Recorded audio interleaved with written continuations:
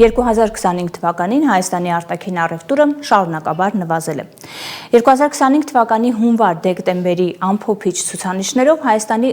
ընդհանուր առևտրաշրջանառության անկումը կազմել է 29%։ Անկումային է եղել ամփոփիչ ցուցանիշների տեսանկյունից եւ արտահանումը եւ ներմուծումը։ Ընթացիկ ցուցանիշներին մենք պարբերաբար ենք անդրադարձել, ես առաջարկում եմ մեր այսօրվա առաջին պատկերով անդրադառնանք հունվար-դեկտեմբերի ամփոփիչ տվյալներին։ Ինչպես նշեցինք, անկումային էր եւ արտահանումը եւ ներմուծումը։ Արտահանման պարագայում 25 թվականի հունվար-դեկտեմբերին անկումը կազմել է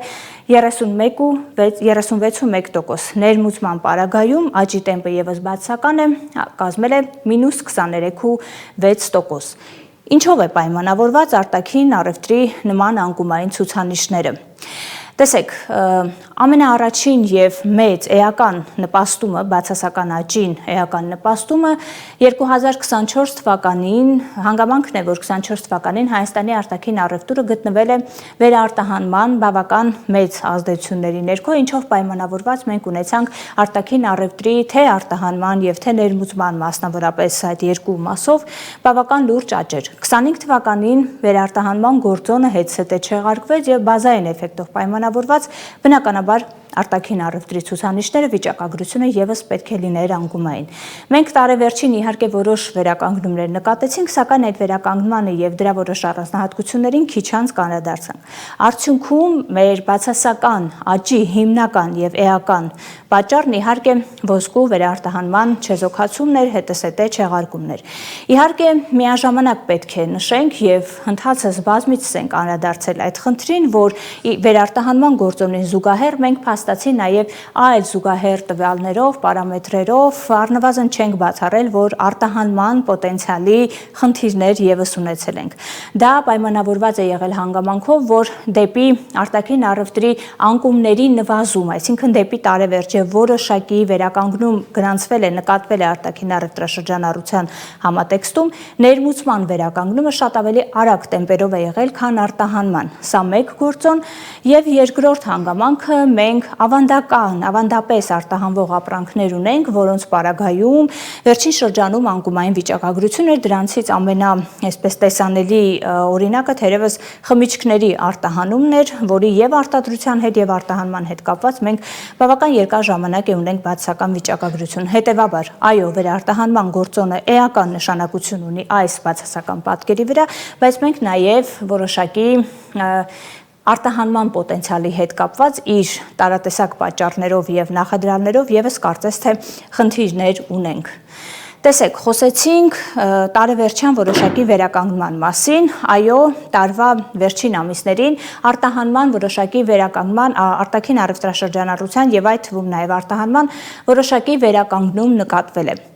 Արդյոք դա ավանդական արտահանմանն էր վերաբերվում, պետք է նշել, որ այստեղ կան իսկապես օբյեկտիվ հիմքեր ենթադրելու, որ մենք կրկին գտնվել ենք որոշակի վերարտահանման, գտնվել եւ գտնվում ենք թերևս որոշակի նոր վերարտահանման ալիքի ներքո, դա պայմանավորված էր հանգամանքով, որ վերջին ամիսներից սկսած հիմնական մետաղների արտադրության հետ կապված մենք նորից անգամներով աճեր ենք ունեցել, իսկ դա այն հոդվածն է, այսպես պայմանական ասած, որտեղ դրսևորվել է հենց ոսկու վերարտահանումը նույն 2023 թվականի վերջից 24 թվականի գրեթե ամբողջ ընթացքում։ Հետևաբար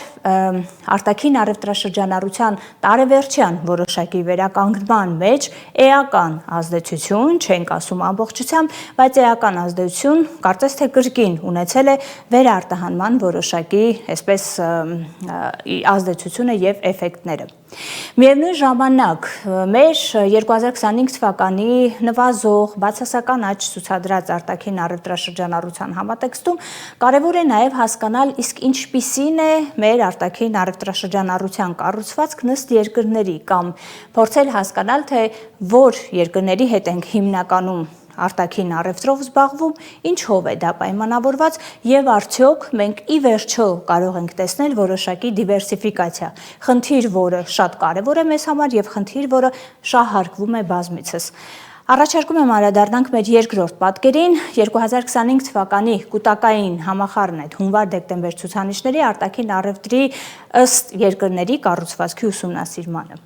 Ըստ այդմ ընդհանուր առևտրի, մեր արտաքին առևտրաշրջանառության ամբողջի միայն 38.5%-ը բաժին են գնում ԱՊՀ երկրների հետ առևտրին։ Այդ թվում միայն 37.5%-ը Եվրասիական տնտեսական միության երկրներին եւ իր հերթին դրա թվում միայն 35.8%-ը Ռուսաստանի Դաշնությանը։ Այսինքն, մեր արտաքին առևտրաշրջանառության 35.8%-ը բաժին են գնում միայն մեկ երկրի Ռուսաստանի Դաշնության հետ ունեցած մեր արտաքին առևտրաշրջանառությանը։